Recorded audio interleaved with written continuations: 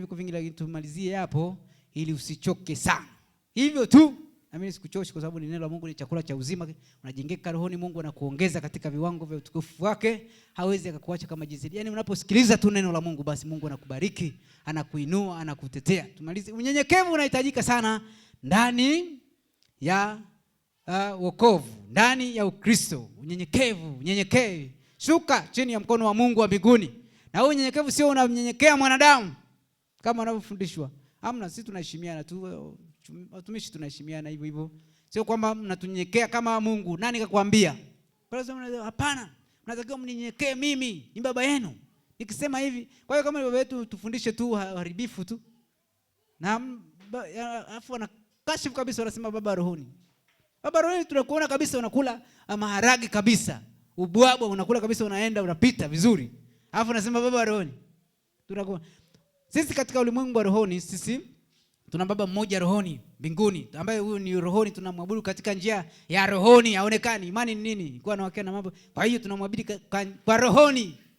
Wewe ni baba sawa. Kumuita mtu wote baba haina shida. Haina baba, lakini ni heshima tu. Lakini unapoingiza rohoni, unajichanganya, unaabudu sanamu na kitakulamba. Sio kwamba ni utakatifu sana, sio kwamba ni unyenyekevu sana. Yaani umetengeneza bomu kubwa. Kama hutafunguliwa akili, itakutesa sana. Kwa hiyo natakiwa uwe na uelewa wa neno la Mungu, kitabu cha Torati kisitoke. Yaani kila itwapo leo ujue neno la Mungu linasemaje. Usiende tu imradi kutimiza sheria, nimeenda kanisani. Hapana, neno la Mungu linasemaje? Katika au usiende tu uonekane tu mchungaji. Hapana, neno la Mungu linasemaje? Tafakari ukuu wa Mungu safi. Yaani neno la Mungu ni burudani namna hiyo. Unyenyekevu unahitajika sana mbele za Mungu. So, katika kile kitabu cha Yakobo 4 mstari wa 10. Yakobo ile 4 mstari wa 10. Pata nisomee baba. Yakobo sura ya 4 mstari wa 10.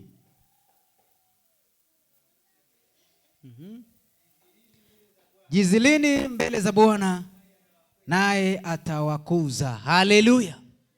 Nyenyekea chini ya mkono wa Mungu. Mungu ndiye anayeweza kukuinua wewe, kukubariki wewe. Sikiliza yeye, sikiliza neno lake. Fuata sheria yake. Yeye ndiye anayeweza kukubariki, kukuinua, kukulinda. Hakuna mwanadamu anayeweza kukulinda wewe. Hakuna mwanadamu anayeweza kukutetea wewe kwenye shida yako. Ni Mungu peke yake tu. Na hata kama atatokea mtu kukuombea, hiyo ameagizwa na Mungu. Sio yeye. Naye yuko kwenye kunyenyekea pia, anasikiliza maagizo ya Mungu. Kwa hiyo ninapokuombea hapo, kweli Mungu anakufanikisha.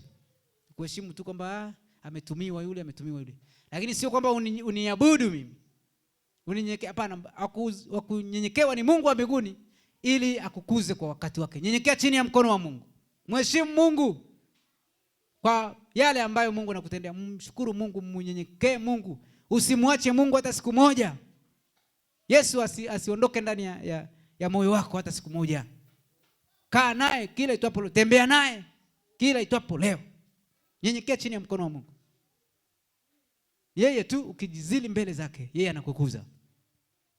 Sio kwa vile nimekusaidia, nimekuombea, sasa unatakiwa hapa mimi kila itwapo leo leta kilo moja ya nyama. Nani kakwambia hiyo?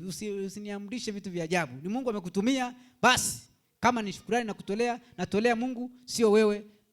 Heshima na utukufu ni Mungu. Basi tujizili, tunyenyekee.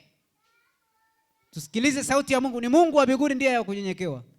Nyenyekea mwanadamu kweli kweli, yani unamtetemekea kweli. Akisema usiende kanisani, na wewe unatetemeka, siendi kanisani, siingii pale. Kwambia utakufa, unatetemeka. Unakufa nini? Kwani una dhambi? Unakufa nini? Nyenyekea chini ya mkono wa Mungu. Unajua matendo yako ni mema. Una shida gani? Kama umekosea ni sawa. Kama umekosea na ukikosea tubu. Haraka tengeneza. Sasa una shida gani? Kwa hiyo tunanyenyekea chini ya mkono wa Mungu ili atukuze. Tuendelee kutafakari ukuu wa Mungu. Tunaendelea kuja kanisani ili Mungu atukuze. Tusitafute makuu. Tukufu apewe Mungu wa mbinguni, sio vitu vingine. Kwa hiyo huyo ndio wa kuziliwa. Huyo ndio wa kutetemekewa, Mungu wa mbinguni aliyeziumba mbingu na nchi. vitu vyote vinavyoonekana, visivyoonekana. Yeye anayejua kuwaza kwetu, kuingia kwetu, kutoka kwetu. Yeye anayejua kuhesabu hata nywele zako. Yeye anayejua kuhesabu mchanga. Unaweza kuhesabu mchanga? Mwanadamu anaweza. Lakini yeye anaweza. Hivi si huyo ni wa kutetemekewa huyo. Huyo ndio ukimuomba huyo ndiye anakujibu huyo. Huyo ndiye anayekupitisha kwenye jaribu unayopitia, anayekulinda. Sio mwanadamu. Sio mwanadamu. Sisi ni kama vyombo tu. Kanisa ajabu ajabu sasa hivi. Unatakiwa useme kwamba Mungu wa Meshaki umeniponya. Kwa hiyo wewe hauna Mungu, ina maana wewe hauna Mungu. Mungu haujui kwamba Mungu ndiye amekutendea. Hauna Mungu. Haujui neno.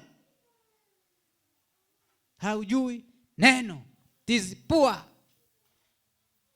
Kwa Kichina sijui kwa Kiingereza. Kwa hiyo tunatakiwa tufanyeje? Tunyenyekee chini ya mkono wa Mungu, atukuze kwa wakati. Nyenyekea, mheshimu Mungu wa mbinguni, yeye ndiye anayekupa uzima tu, pumzi hiyo. Penda ibada. Penda neno la Mungu kuliko vitu vingine. Jizilini mbele za Mungu, naye atawakuza kwa wakati wake. Kile kitendo cha kumheshimu Mungu. Kuja tu ibadani, lazima Mungu akuinue, lazima Mungu akubariki, lazima vile vya kwako vyote vilivyofungwa na wachawi vifunguke kwa jina la Yesu. Haleluya. Lazima wale watesi wako tu waanguke, kwa sababu wewe umejizili mbele za Mungu, unajua muhimu wa ibada. Uko mahali hapa, Mungu lazima akubariki, akuinue. Haleluya. Hata kuacha kama jinsi kama labda kama hauna imani. Amheshimu Mungu wa mbinguni. Kama umheshimu Mungu wa mbinguni hauwezi kufanikiwa. Lakini wewe umemheshimu Mungu. Mungu atakubariki, atakuinua katika viwango vyake. Hawezi akakuacha. Hajawahi